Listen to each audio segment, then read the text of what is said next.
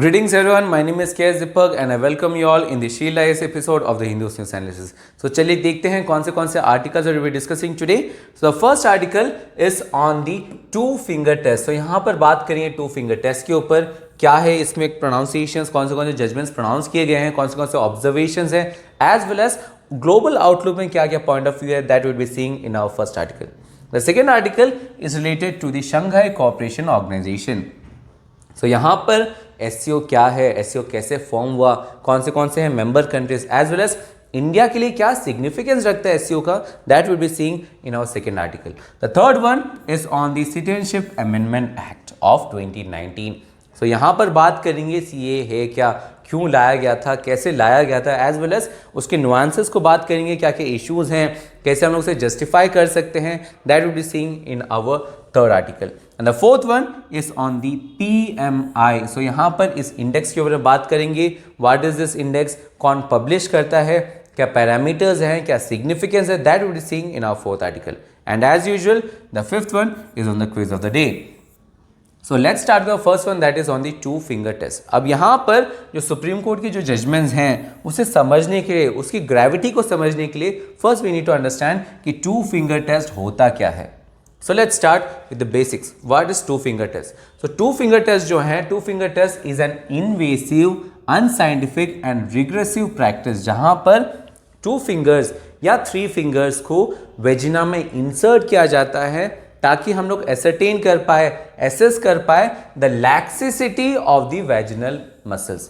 वैक्सिसिटी जो है vaginal muscles का वो कितना है, उसे ascertain करने के लिए टू फिंगर या थ्री फिंगर टेस्ट यूज किया जाता है. अब ये कहाँ पर यूज़ करते हैं, ये पर्टिकुलरली रेप सर्वाइवर्स के ऊपर यूज़ किया जाता है जहाँ पर हम लोग एसरटेन कर पाए कि उनकी सेक्सुअल हेल्थ क्या है या मेडिकल नीड्स क्या हैं. उसके बेसिस पर एसरटेन करने के लिए हम लोग ये टू फिंगर या थ्री फिंगर टेस्ट यूज़ करते हैं. और ये जो टेस्ट होता है it is particularly done by an medical practitioner. और मेडिकल प्रैक्टिशनर इसके थ्रू क्या एसरटेन करते हैं, उनके सेक्सुअल हेल्थ को, दैट मीन्स उनकी सेक्सुअल एक्टिविटी क्या है, सेक्सुअल इंटरकोर्स एक्टिव हैं कि नहीं, उनकी हैबिचुअल एक्टिविटीज़ क्या हैं, इसे एसरटेन करने के लिए हम लोग ये टेस्ट यूज़ करते हैं. अगर हम लोग WHO की माने, सो WHO हैज़ मेंशन कि ये जो टेस्ट हैं it is of no scientific validity, क्योंकि जब आप सेक्सुअल असॉल्ट को देखते हो the question of virginity should not be there. Virgin है कि नहीं, विक्टिम वर्जिन थी कि नहीं, that should not be the question, we shouldn't be bothered about that. Victim की सेक्सुअल एक्टिविटी या virginity should not be the question. Victim ने consent दिया था कि नहीं, that should be the question. And that is where the two finger test comes in. अब two finger test से related supreme court के judgments की बात करते हैं. So in the year 2013, Supreme Court had mentioned कि this two finger test violates the woman's right to the privacy. और क्योंकि women's right to the privacy is an fundamental right and that means कि this two finger test violates the fundamental rights और इसीलिए this should be unconstitutional in nature.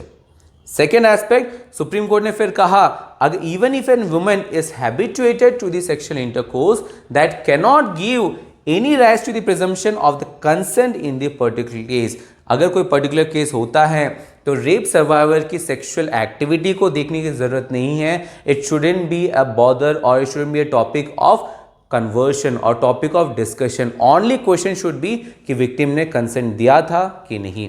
That is something the supreme court has mention. Then supreme court ने over the years various judgments को study करके, various practices को study करके, various conventions को study करके supreme court has also mention that this practice जो rape survivors हैं they are entitled to the legal recourse. उन्हें लीगल रिकोर्स प्रोवाइड करने चाहिए. और ऐसे कोई भी प्रैक्टिस जो कि रीट्रॉमेटाइज करते हैं उन्हें या उनकी जो फिजिकल या मेंटल इंटीग्रिटी और डिग्निटी को डिस्ट्रॉय करते हैं, वायलेट करते हैं, ऐसे प्रैक्टिसेस नहीं होने चाहिए. And this practice of two finger test violates their physical integrity and dignity. That is why supreme court ने रिसेंटली जजमेंट में सुनाया कि अगर कोई एक्टिविटी, कोई पर्सन है जो कि इस टेस्ट को यूज करते हैं then the person should be found guilty of the misconduct. क्यों? क्योंकि इंडिया 2013 इटसेल्फ इस टेस्ट को हमने बैन कर दिया गया था, बट अवेयरनेस की कमी के कारण over the years medical practitioners still use करते हैं इस टेस्ट को and it is very wrong. और इसीलिए सुप्रीम कोर्ट ने ये रिसेंट जजमेंट सुनाया है. विद दैट अब देखते हैं क्या क्या स्टेप्स हमने लिए हैं या स्टेप्स हमें लेने चाहिए. और first step that we have taken is the criminal law amendment act of 2013।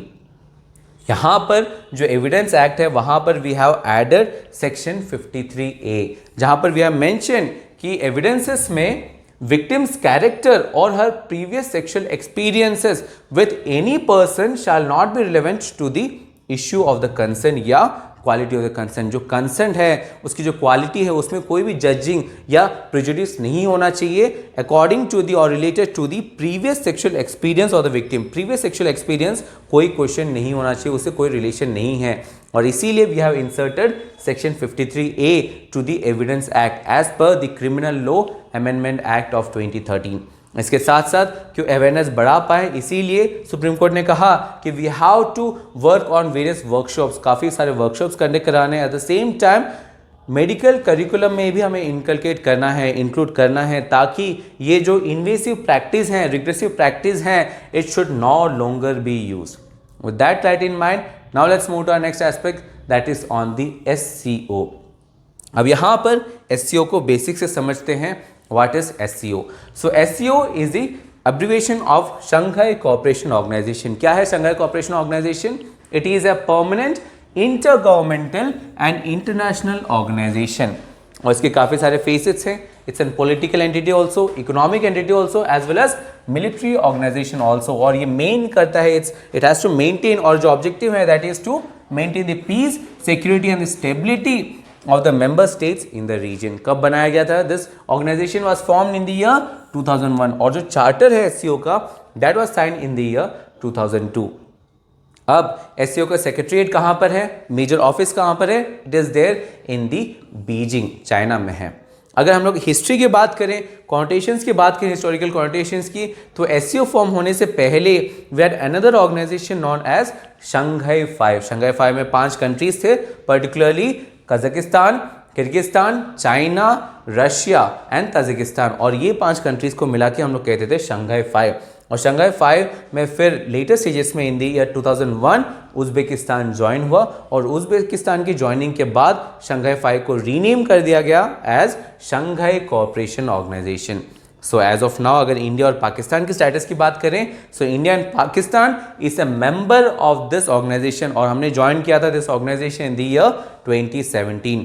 और रीसेंट डेवलपमेंट्स की बात करें तो 2021 में we have seen that Iran has also announced that it would be becoming a full member of the SCO। So as of now कौन से हैं member states? So China, Kazakhstan, Kyrgyzstan, Russia and Tajikistan, इन 5 को मिला के हम लोग कहते थे शंघाई 5। देन उज्बेकिस्तान आया इन द ईयर 2001, उसके बाद it was renamed as SCO, that is the Shanghai cooperation organisation, and then India and Pakistan was added to the SCO in the year 2017, और एज ऑफ 2021 ईरान जो कि एक observer state है also wants to become a full member. Iran के साथ और भी various observer states हैं इसके, for example Afghanistan, Belarus and Mongolia are the observer states of Shanghai cooperation organisation. So as of now कितने मेंबर स्टेट्स हैं? 8 member states हैं। With that अब देखते हैं what is the structure of this organisation, क्योंकि organisation का objective काफ़ी vast है और इसीलिए there is a very specific structure को समझना इंपॉर्टेंट है। So the biggest supreme body of SCO is the council of the head of the states, जहां पर जो हेड ऑफ द स्टेट्स हैं वो सब बैठते हैं और वो डिसाइड करते हैं कि SCO का क्या रिलेशंस होना चाहिए, वो किसी एक कंट्री के साथ कैसे डिप्लोमेटिक रिलेशंस रखेंगे या किसी एक ऑर्गेनाइजेशन के साथ कैसे डील करेंगे। दैट क्वेश्चंस आर ascertained और assessed in the council of the head of the states। Then जो काउंसिल है, जो कॉर्पोरेशन है, उसकी जो बजट अलाउंस क्या होनी चाहिए, डे टू डे एक्टिविटीज को ascertain करने के लिए we are having the council of the head of the government, जहां पर प्राइम मिनिस्टर्स बैठते हैं। As well as we are having a specialized structure, specialized composition in this structure, and that is known as the regional anti-terrorist structure, जिसे हम लोग abbreviate करके कहते हैं RATS।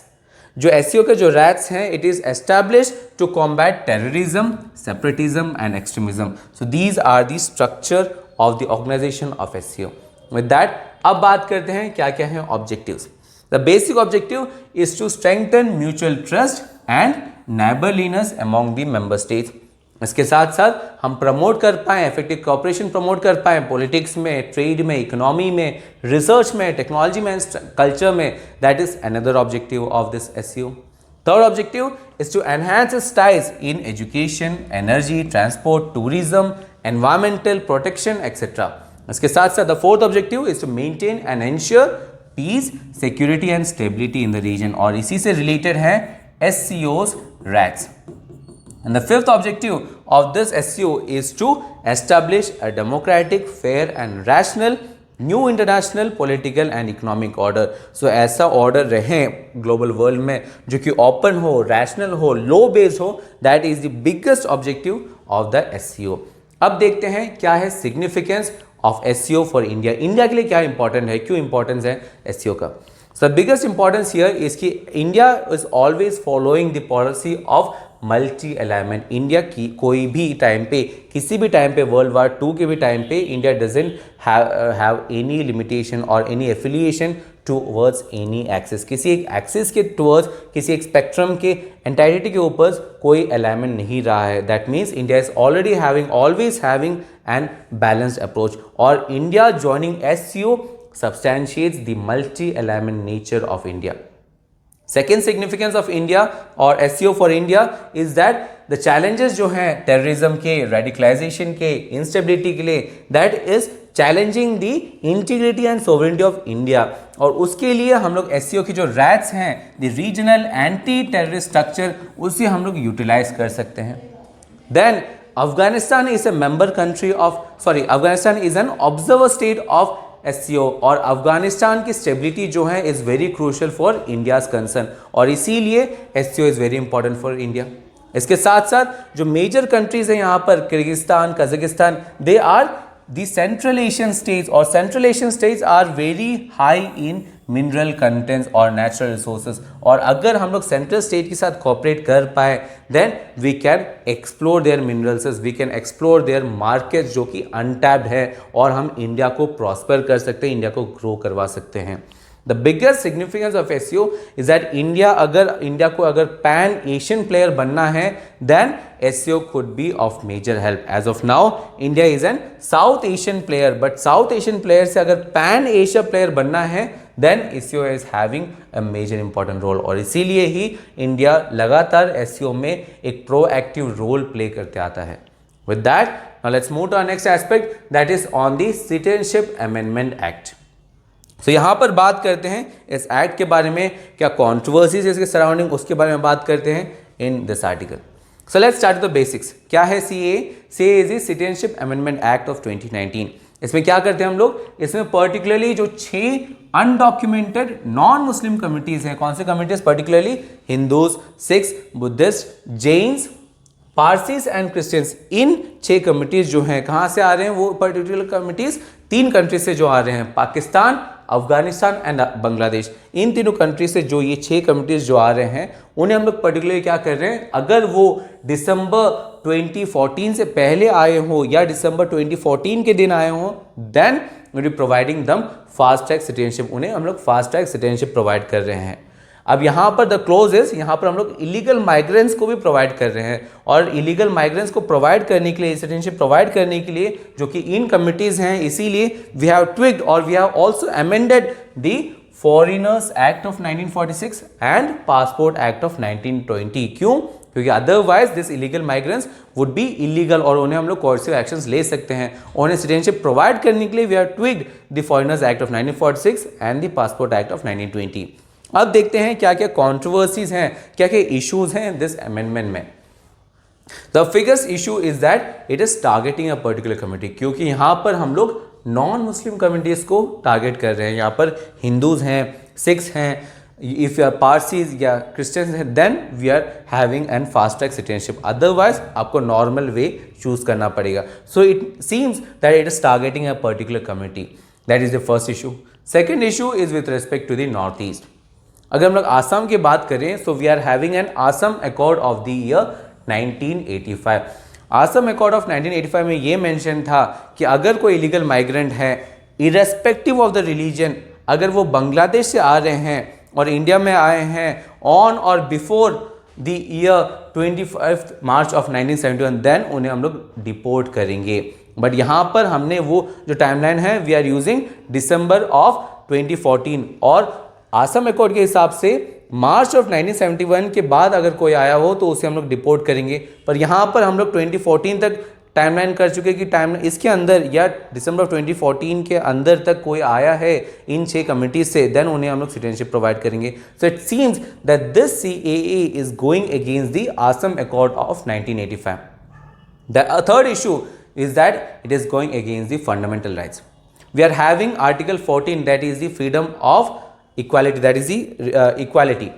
अब इक्वालिटी के खिलाफ जा रही है, कैसे? क्योंकि यहाँ पर हम लोग क्या देख रहे हैं, यहाँ पर हम लोग रिलीजन देख रहे हैं, तो यहाँ पर स्पेसिफिक रिलीजन्स को हम लोग इग्नोर कर रहे हैं। इसके साथ साथ India is an secular country और principle of secularism is enshrined in the preamble of the constitution. और यहाँ पर अगर हम लोग किसी इंसान को देख रहे हैं जो आ रहे हैं, उनकी रिलीजन को देख रहे हैं, that means we are going against the principle of the secularism और इसीलिए it is contravening the constitution, ये क्रिटिक्स कहते हैं। Another issue regarding the CAA is that it is discriminatory in the nature. कैसे डिस्क्रिमिनेटरी है? क्योंकि यहाँ पर रेफ्यूजीज जो हैं वो अपने पेरेंट कंट्री में, होस्ट कंट्री में उनको इश्यूज होता है, इसीलिए वो इंडिया में आते हैं। अब यहाँ पर हम लोग रेफ्यूजीज़ के रिलीजन को देख रहे हैं। अगर उनके रिलीजन नॉन मुस्लिम कम्युनिटी से आते हैं, अगर उनके रिलीजन हिंदूज़ हैं, सिख्स हैं, बुद्धिस्ट हैं, जैन्स हैं, पारसीज हैं, क्रिश्चियंस हैं, देन उनको हम लोग फास्ट ट्रैक करेंगे। अदरवाइज हम लोग आपको नॉर्मली 12 साल लेना पड़ेगा। That is the principle of naturalisation. Naturalisation आपको सिटीजनशिप मिलना पड़ेगा। अगर आप इन 6 कमिटी से हैं देन आपको फास्ट ट्रैक हो जाएगा। So it is showing kind of discriminatory nature, so it is discriminatory. इसके साथ साथ there is difficulty of administration, क्योंकि यहाँ पर रेफ्यूजीज़ काफ़ी सारे आते हैं, उनके साथ पेपर वर्क नहीं होता। सो एडमिनिस्ट्रेटिवली अगर बात करें it is very biggest task. इसके साथ साथ it is also hampering bilateral ties. कैसे? कि यहाँ पर पर्टिकुलरली 3 कंट्रीज़ को मेंशन करने का रीज़न ये कहा गया है कि इन तीनों कंट्रीज़ में काफ़ी सारे रेफ्यूजीज़ हैं जो कि रिलीजियसली परसिक्यूट होते हैं, जो कि ऑप्रेस किए जाते हैं। और इस कमेंट से हमारी जो बायलैटरल रिलेशन है पाकिस्तान, अफगानिस्तान और बांग्लादेश, वो हैम्पर हो सकता है। So these are the issues और कंसर्न्स विद CAA। अब देखते हैं what are the exceptions. So the biggest exception here is कि जो स्टेट्स हैं, जो एरियाज हैं जो कि 6th शेड्यूल में आते हैं, उन एरियाज में CAA लागू नहीं किया जाता। इसके साथ साथ ऐसे एरियाज जहां पर ILP सिस्टम लगते हैं, that is the inner line permit system, वहां पर भी CAA लागू नहीं किया जाएगा। CAA एक्सेप्टेड है वहां पर। नाउ लेट्स सी कि कैसे कैसे आप फेवर कर सकते हो, जस्टिफाई कैसे कर सकते हो CAA को। जो बिगेस्ट चैलेंज, जो कि बिगेस्ट जो कंसर्न था रिगार्डिंग CAA, दैट वाज कि CAA was targeting a particular committee, CAA was considered anti Muslims. और यहाँ पर गवर्नमेंट ऑफ इंडिया ये कहते हैं कि it is not anti Muslim, क्योंकि जो मुस्लिम कम्युनिटीज़ हैं इन पर्टिकुलर कंट्री से जो आ रहे हैं वो भी सिटीजनशिप हासिल कर सकते हैं, but in the normal manner. उन्हें हम लोग रोक नहीं रहे हैं, वो नॉर्मल तरीके से जो एस्टैब्लिश्ड वे है उससे वो प्रिंसिपल सिटीजनशिप हासिल कर सकते हैं। We are only providing special privilege to some communities, और कुछ कम्युनिटीज़ को स्पेशल प्रिविलेज प्रोवाइड करवाना is not against the particular community of Muslim. That is something the government of India is telling. Second aspect here is that it is not violating the Article 14. जो Article 14 है, Article 14 के खिलाफ नहीं जा रहा। कैसे? क्योंकि सुप्रीम कोर्ट ने वेरियस जजमेंट में ये कहा है कि जो सिटीजनशिप देने का जो एस्पेक्ट है, जो एक्ट है, that is sovereign to the union, that is exclusive to the union. Union के पास पावर है कि वो किसे सिटीजनशिप दे या नहीं दे। और इस एक्टिविटी में सिटीजनशिप प्रोवाइड करने का जो एक्टिविटी है, वहां पर आप आर्टिकल 14 यूज नहीं कर सकते। और supreme court has mention this aspect in various judgement, for example the David John Hopkins judgement of 1997 and the Louis J Raedt judgement of 1991, and that is how aspect with respect to the violation of the article 14। अगर हम लोग north east के respect में बात करें, तो यहाँ पर गवर्नमेंट ऑफ इंडिया ये कहते हैं कि this citizenship amendment act is not Assam centric. वो आसाम सेंट्रिक नहीं है, it is pan Indian nature. और आसाम में जो आसाम अकॉर्ड है या जो NRC है, it has nothing to do with the CAA। That is something the government of India uses to justify the CAA। With that now let's move to our next article, that is on the PMI। अब यहाँ पर जो PMI है, it is a very important index, और इसीलिए we have already discuss this index in great details in our 4 October video, जहां पर जो बेसिक क्वेश्चन है कि PMI है क्या, कैसे कैलकुलेट किया जाता है PMI, सिग्निफिकेंस क्या है PMI का, पब्लिश कौन करते हैं PMI का, that we have already answered in our 4 October video. So please refer to the video so that you have a very good understanding of this index. With that Now let's see the quiz of the day. The first question is regarding the S4A, that is the Scheme for Sustainable Structuring of Stressed Assets. The second one is regarding the National Agriculture Market Scheme. Again, both these questions are previous year questions, so in questions को attempt करें और इन questions के जो answers हैं along with the explanations would be provided to you in the form of PDF, जिसका जो link है वो आपको वीडियो के डिस्क्रिप्शन मिल जाएगा, as well as जो PPT है जिसके ऊपर एनालिसिस किया, that also in the form of PDF, you would get a link in video description. So I hope today's analysis was beneficial for you guys. We'll be working hard for you guys, but at the same time work hard, study hard, but most importantly stay safe. We'll be doing the same for you guys. See you tomorrow.